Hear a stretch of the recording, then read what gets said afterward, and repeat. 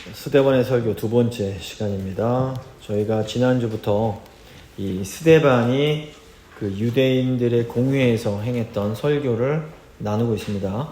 그리고 지난주에는 아브라함에 대해서 말씀을 나눴습니다. 이 아브라함은 하나님의 말씀을 따라서 갔던 믿음의 사람이었습니다. 하지만 이 아브라함은 이제 하란이란 땅에 잠시 머물러야 했습니다. 물론 하나님께서 아브라함을 기다려 주셨습니다. 이제 아브라함의 아버지가 돌아가신 후에 아브라함이 드디어 약속의 땅으로 들어가게 됩니다. 그런데 이 약속의 땅에서도 이제 아브라함은 고난의 시간을 보내야만 했습니다. 그런데 바로 이 시간을 통해서 아브라함이 진정한 믿음의 사람으로 거듭나게 됩니다. 하나님은 아브라함을 통해서 언약 백성을 만들어내십니다. 이 언약 백성을 통해서 하나님은 열방을 축복하십니다. 우리는 예수 그리스도 안에서 아브라함의 자손이 되었습니다. 이제는 우리가 믿음으로 열방을 축복하는 이런 아브라함의 유업을 이어가야 됩니다. 이제 오늘은 이 야곱과 그의 아들들에 대한 내용입니다. 오늘 본문 통해서 우리는 하나님께서 열방을 축복하는 언약 백성들을 어떻게 만들어 가시는지를 또 이제 배울 수가 있습니다. 오늘 본문 세 부분으로 나눠서 살펴볼 텐데, 첫 번째 하나님의 섭리, 두 번째 고난과 복, 세 번째 하나님의 계획입니다. 먼저 하나님의 섭리입니다. 하나님께서는 섭리 가운데 언약 백성을 만들어 내십니다. 8절 보시면 할례 언약을 아브라함에게 주셨더니 그가 이삭을 낳아 여드레 만에 할례를 행하고 이삭이 야곱이 우리 12조상을 낳으니라. 자, 이 하나님의 섭리를 영어로 providence라고 하는데, 이게 무엇이냐면 지혜와 사랑으로 우주에서 발생하는 모든 일들을 돌보시고 이끄시는 하나님의 다스리심을 말합니다. 그래서 하나님께서 아브라함을 부르시고 그에게 약속을 주십니다. 이 약속의 내용이 뭡니까? 창세기 12장 2절 보시면 내가 너로 큰 민족을 이루고 너에게 복을 주어서 내 이름을 창대하게 하리니 너는 복이 될지라. 너를 축복하는 자에게는 내가 복을 내리고 너를 저주하는 자에게는 내가 저주하리니 땅의 모든 족속이 너로 말미암아 복을 얻을 것이라. 이게 약속의 내용이었습니다. 한마디로 이 약속은 아브라함의 후손을 통해서 열방을 축복하는 하나님의 나라를 세우시겠다는 것이었습니다. 이 약속에 대한 보증으로 하나님이 아브라함과 언약을 맺으십니다. 하나님께서 언약 백성들에게 이 할례를 행하라고 하십니다. 할례는 일종의 이 언약 백성의 표시와 같습니다. 결혼 반지와 비슷합니다. 결혼했습니다. 할례 받으면 난 하나님 백성입니다. 이게 티가 나는 겁니다. 하나님께서는 이 할례 받은 언약 백성을 끝까지 책임져 주십니다. 동시에 할례를 받은 언약 백성은 이제 하나님 말씀에 복종해야 될 책임이 있는 겁니다. 구약 시대에는 이 몸의 할례를 받은 이스라엘 백성들이 언약 백성들이었습니다. 하지만 예수님이 오신 후에는 마음의 할례를 받은 그리스도인들이 새 언약 백성이 되는 겁니다. 이제 할례는 이 육신에 받는 것이 아니라 성령을 통해 마음에 받아야 합니다. 그래서 사도 바울이 육신의 할례가 아니라 이 마음의 할례가 중요함을 우리에게 가르칩니다. 로마서 2장 28절 보시면 무릇 표면적 유대인이 아니요 표면적 육신의 할례가 아니니라. 오직 이면적 유대인이며 할례는 마음에 할지니 영에 있고 율법 조문에 있지 아니한 것이라. 그 칭찬이 사람에게서가 아니요 다만 하나님에게서니라. 이 갈라디아서 보셔도 이 마음의 할례가 중요하다는 것을 계속해서 강조합니다. 이 아브라함이 받은 약속이 우리에게 중요한 이유가 뭘까요? 이제는 우리들이 아브라함이 받은 약속을 성취해야 되는 아브라함의 영적 후손이기 때문입니다.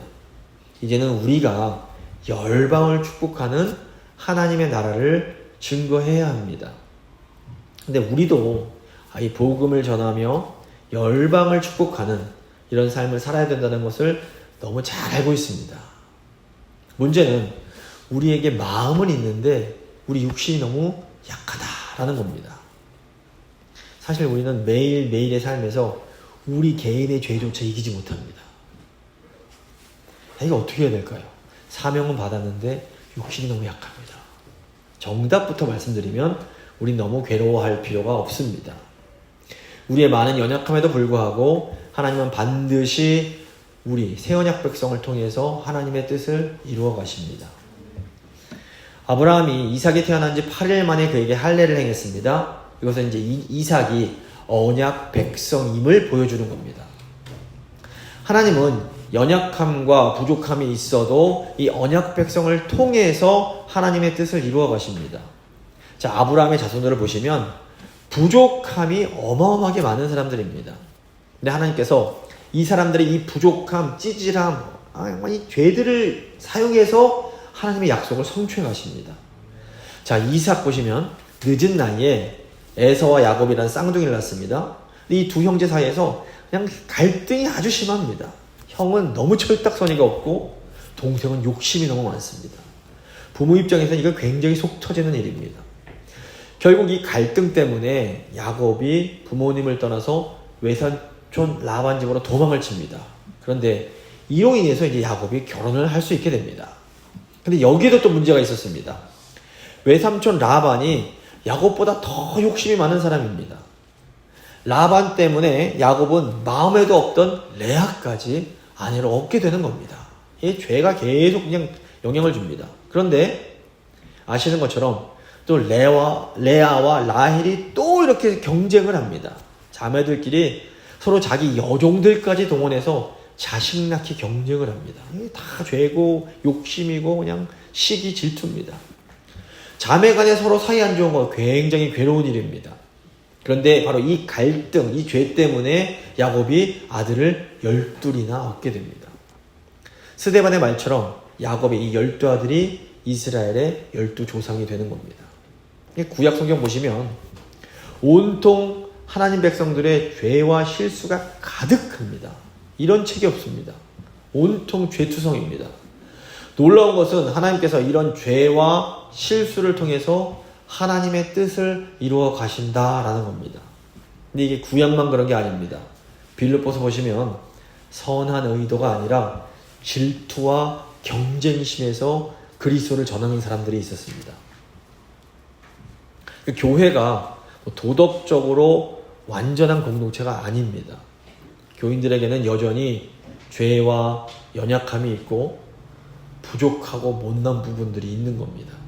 근데 하나님께서는 이런 연약한 우리를 통해서 하나님의 뜻을 이루어 가십니다. 더 중요한 것은 하나님께서 이 과정을 통해서 우리를 아름답게 빚어가신다라는 겁니다. 자, 에서가 이 부모님 말씀 안 듣고 지 멋대로 사는 사람이었습니다. 창세기 26장 34절 보시면 에서가 40세에 헷족 속 브리에의 딸 유딧과 헷족 속 엘론의 딸 바스맛을 아내로 맞이하였더니 그들이 이삭과 리브가의 마음에 근심이 되었더라. 이 헷족 속은 가나안 족속입니다. 헷족 속의 아내를 맞았다라는 것은 믿음 없는 세속적인 삶을 사는 것을 의미합니다. 에서가 그렇게 살았습니다. 그런데 동생에게 장자권이라는 복을 다 뺏긴 후에 에서가 어떻게 변합니까? 창세기 28장 8절 보시면 에서가 또 본즉 가나안 사람의 딸들이 그의 아버지 이삭을 기쁘게 하지 못하는지라. 이에 에서가 이스마엘에게 가서 그 본처들 외에 아브라함의 아들 이스마엘의 딸이요 느바요의 누이인 마할렛을 아내로 맞이하였더라. 이게 뭘 의미할까요? 이제 에서가 다시 믿음의 삶으로 돌아왔음을 의미합니다. 하나님은 이 고난을 통해서 에서가 믿음으로 돌아오게 하신 겁니다. 야곱은 하나님의 선택을 받은 사람입니다. 야곱은 하나님 보시기에 에서보다 훨씬 더 거룩해져야 됐습니다. 당연히 야곱의 삶에는 이 에서와는 비교할 수 없는 고난이 너무너무 많은 겁니다. 야곱이 자기보다 더 욕심 많은 외손촌에게 많은 억울한 고난을 당합니다. 이 시기를 통해서 야곱이 하나님과 동행하는 법을 배우게 됩니다. 그리고 야곱이 나중에는 이 약복 강가에서 천사와 씨름하다가 이제 평생 장애, 불구가 됩니다. 장애를 얻고 불구가 됩니다. 근데 또 이 사건을 통해서 야곱의 이름이 이스라엘로 변하게 됩니다. 이름의 변화는 곧 존재의 변화를 의미합니다. 이후에도 야곱의 삶에는 계속된 고난이 있었습니다. 야곱의 딸 디나가 휘족속 추장인 세겜에게 부끄러운 일을 당합니다. 야곱의 두 아들인 시몬과 레위가 여동생 복수한다고 휘족속을 다 몰살시켜버립니다. 이로 인해서 이 야곱의 가정이 이 가나안 족속들에게 몰살당한 위험에 처합니다. 결국 이 위기 때문에 야곱의 가정이 우상을 내버리고 약속의 땅 베델로 나아가는 그런 일이 생깁니다. 근데 또 이것도 또 끝이 아니었습니다. 얼마 후에 야곱이 사랑했던 라헬이 아기를 낳다가 죽습니다. 그리고 나중에는 야곱이 그렇게 사랑했던 아들 요셉을 잃게 됩니다. 야곱의 삶에는 끊임없는 고통과 어려움이 있었습니다. 하지만 하나님은 이런 고난을 통해서 야곱을 계속해서 거룩하게 만들어 가시는 겁니다. 하나님은 우리의 연약함에도 불구하고 우리를 통해서 하나님의 뜻을 이루어내십니다. 그런데 하나님께서 이 과정에서 우리를 연단하시고 더 거룩하게 만들어 가시는 겁니다. 그렇기 때문에 우리는 우리 연약함 때문에 너무 실망하거나 좌절할 필요가 없습니다. 그런데 이제 중요한 건 뭐냐면 우리가 믿음으로 순종하면 우리의 고난이 훨씬 더 줄어들 수가 있습니다. 하나님은 끝까지 우리를 포기하지 않으십니다. 근데 우리가 고집을 부리면 부릴수록 우리의 고난이 점점 더 그 시간이 길어지는 겁니다. 누구나 실수는 할 수 있습니다. 중요한 것은 얼마나 빨리 하나님께 고개를 확 숙이고 하나님께 돌아오는가 하는 겁니다. 이게 가능하면 빨리 돌아오는 게 좋습니다. 그것이 우리에게 주어지는 이 고난의 시간을 줄이는 지름길입니다. 그러니까 하나님께 자존심 내세우면서 버티는 것, 이게 가장 바보 같은 짓입니다. 우리가 믿음으로 순종하기만 하면 고난의 시간은 단축이 됩니다. 사도 바울이 세월을 아끼라 때가 악하니라 이런 말씀을 합니다. 여기서 세월을 아낀다라는 그 원어를 보면 시간을 구속해라 이런 의미가 있습니다. 우리가 믿음으로 시간을 구속해야 됩니다.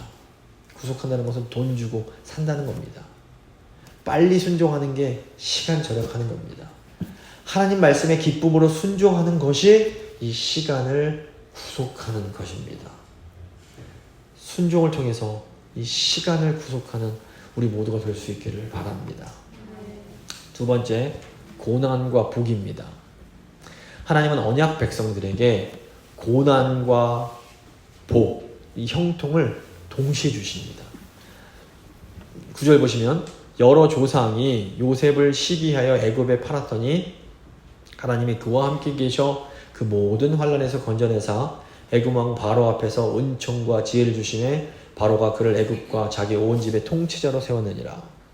요셉은 언약 백성을 대표하는 사람입니다. 요셉 삶을 보면 언제나 이 고난과 복이 동시에 존재합니다. 자, 오늘 말씀 보시면 요셉이 형들의 시기를 받고 애굽의 노예로 팔립니다. 이 때문에 요셉은 어마어마하게 큰 고난을 당해야만 했습니다.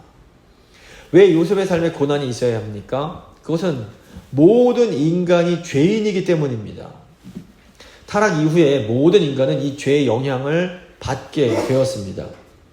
요셉의 형들도 죄인이었지만 사실은 요셉도 죄인이었습니다. 보디발의 아내도 죄인이지만 보디발도 죄인인 겁니다. 술 맡은 관원도 죄인이고 바로도 죄인인 겁니다. 그러니까 이 땅에서 인간의 삶은 이 고난에서 절대로 이렇게 벗어날 수가 없는 겁니다.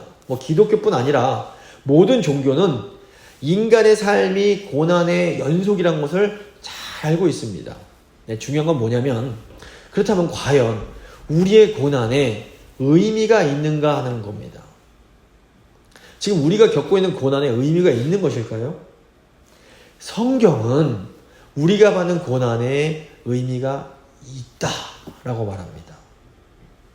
형들에게 배신당해서 애굽에서 노예로 팔렸던 그런 요셉이 나중에 형들에게 하는 말이 뭡니까? 창세기 50장 보시면 당신들은 나를 해하려 하였으나 하나님은 그것을 선으로 바꾸사 오늘과 같이 많은 백성의 생명을 구원하게 하시려 하셨나니 당신들은 두려워하지 마소서. 내가 당신들과 당신의 자녀들을 기르리이다 하고 그들을 간곡한 말로 위로하였더라. 고난이 있더라는 겁니다. 고난의 의미가 있더라는 겁니다.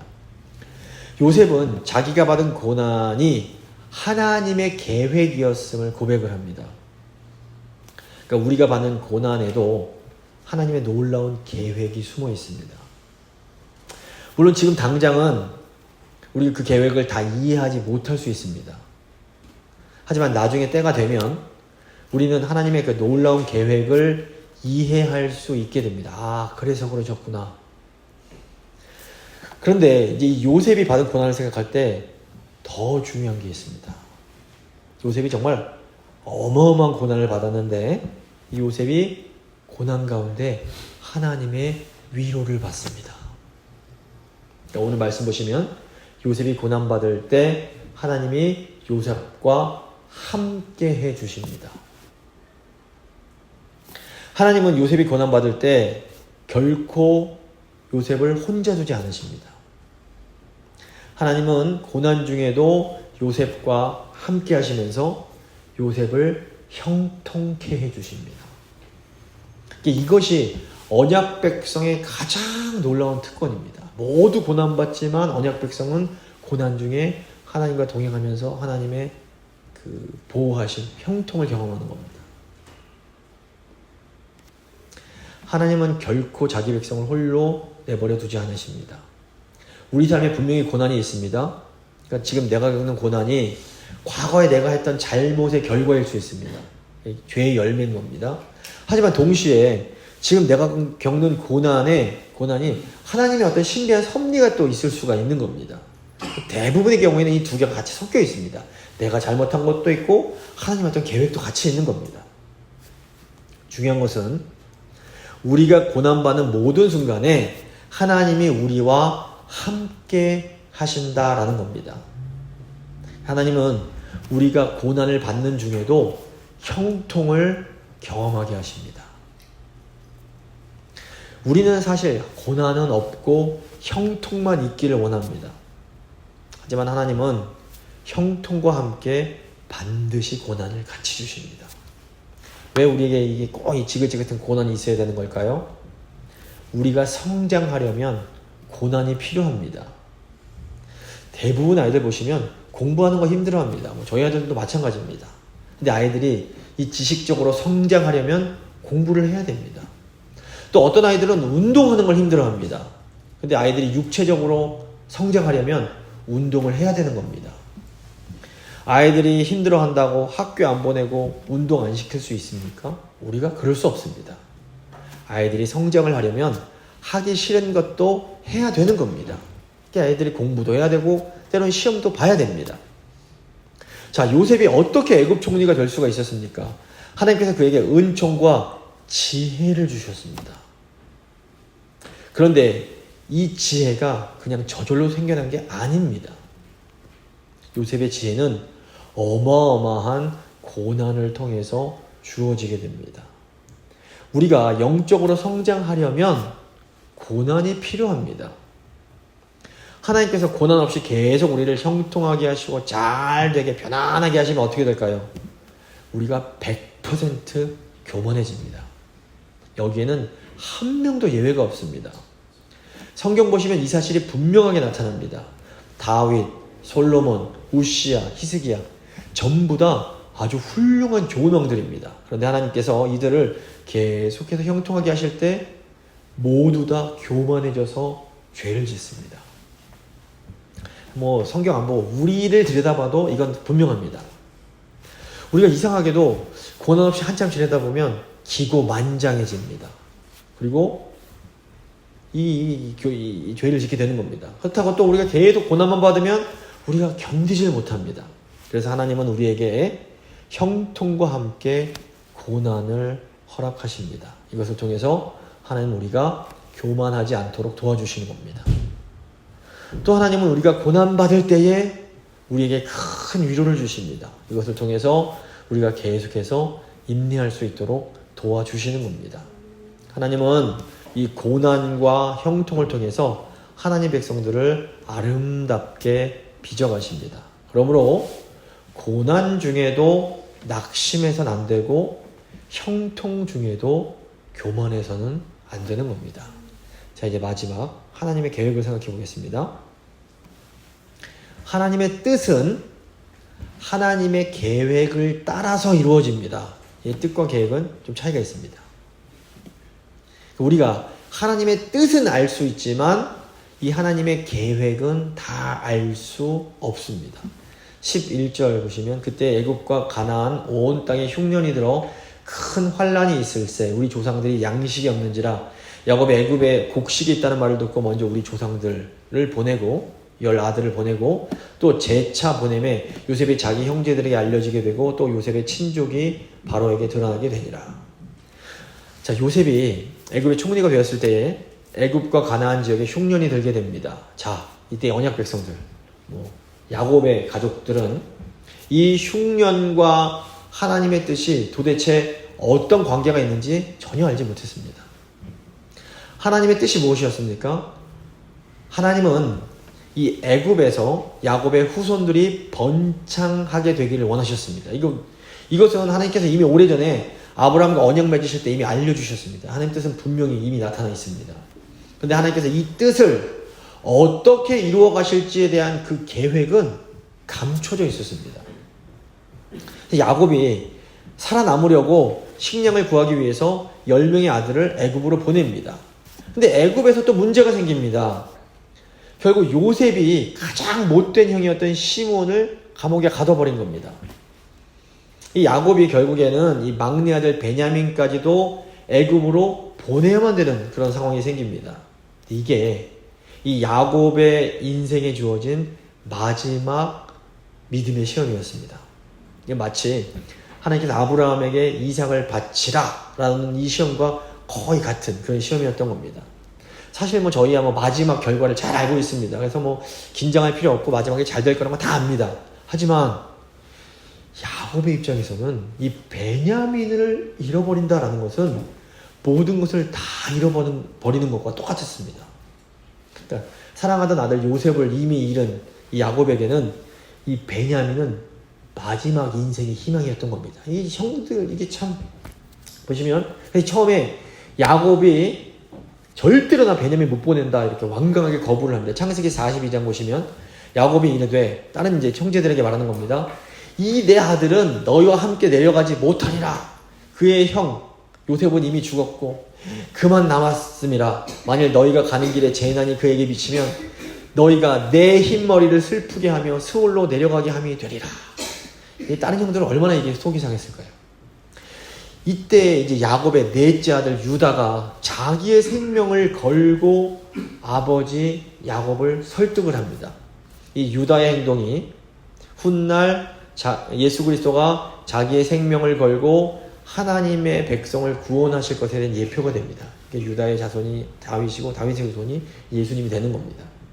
결국 이때 이제 야곱이 믿음의 결단을 합니다. 창세기 43장 13절 보시면 그래 너희 아우도 데리고 떠나 다시 그 사람에게로 가라. 전능하신 하나님께서 그 사람 앞에서 너에게 은혜를 베푸사 그 사람으로 너희 다른 형제와 베냐민을 돌려보내게 하시기를 원하노라. 내가 자식을 잃게 되면 이르리로다. 그러니까 이 모든 사건을 통해서 언약 백성들의 믿음이 성장하게 되는 것, 이게 하나님의 계획이었던 겁니다. 이 과정을 통해서 먼저는 요셉이 하나님의 그 구원의 뜻을 깨닫게 됩니다. 그리고 요셉을 통해서 요셉의 형들이 자기들이 저질렀던 과거의 죄를 깨닫고 회개를 하는 일이 일어납니다. 그리고 또 이제 이 사건을 통해서 야곱이 다시 한번 하나님 앞에서 믿음의 결단을 하게 되는 겁니다. 이 인간적으로 보기에는 이 모든 과정이 고난과 어려움과 막 힘든 일들로 가득 차 있습니다. 하지만 하나님께서는 이 모든 것을 통해서 하나님의 뜻이 이루어지도록 계획을 하신 겁니다. 그러니까 우리를 향한 하나님의 뜻은 분명합니다. 하나님은 아브라함에게 언약 백성을 통해서 열방을 축복하겠다 분명히 말씀을 하셨습니다. 하나님께서 반드시 우리를 통해서 이 뜻을 이루어 가실 겁니다. 하지만 우리는 하나님께서 어떻게 이 뜻을 이루어 가실지에 대해서는 아직 다 알지 못합니다. 그런데 우리가 믿는 게 무엇입니까? 로마서 8장 28절 보시면 우리가 알거니와 하나님을 사랑하는 자 곧 그의 뜻대로 부르심을 입은 자들에게는 모든 것이 합력하여 선을 이루느니라. 지금 우리가 보기에는 이해할 수 없는 일들이 너무너무 많습니다. 왜 나한테 이런 일이 일어나고 우리 교회에 우리 가족에게 이런 일들이 일어나는가? 근데 결국 하나님께서는 우리를 통해서 하나님의 뜻을 이루어 가시는 겁니다. 자, 그럼 우리는 어떻게 살아야 됩니까? 우리는 이 하나님의 사랑을 신뢰하면서 매 순간 믿음으로 나아가는 겁니다. 말씀을 마무리 짓도록 하겠습니다. 하나님은 섭리 가운데 언약 백성들을 만들어내십니다. 그리고 인간의 부족과 죄를 통해서 하나님은 하나님의 뜻을 이루어내십니다. 하나님은 언약 백성들에게 고난과 형통을 동시에 주십니다. 고난을 통해서 교만하지 않게 하시고 형통을 통해서 낙심하지 않게 하십니다. 하나님의 계획을 우리가 다 알 수는 없습니다. 하지만 하나님은 결국 우리를 통하여 하나님의 뜻이 이루어지도록 계획하십니다. 이 하나님의 사랑을 신뢰하면서 매일매일 믿음으로 나아가는 우리 모두가 될 수 있기를 간절히 소망합니다. 잠시 믿음의 기도 드리십니다.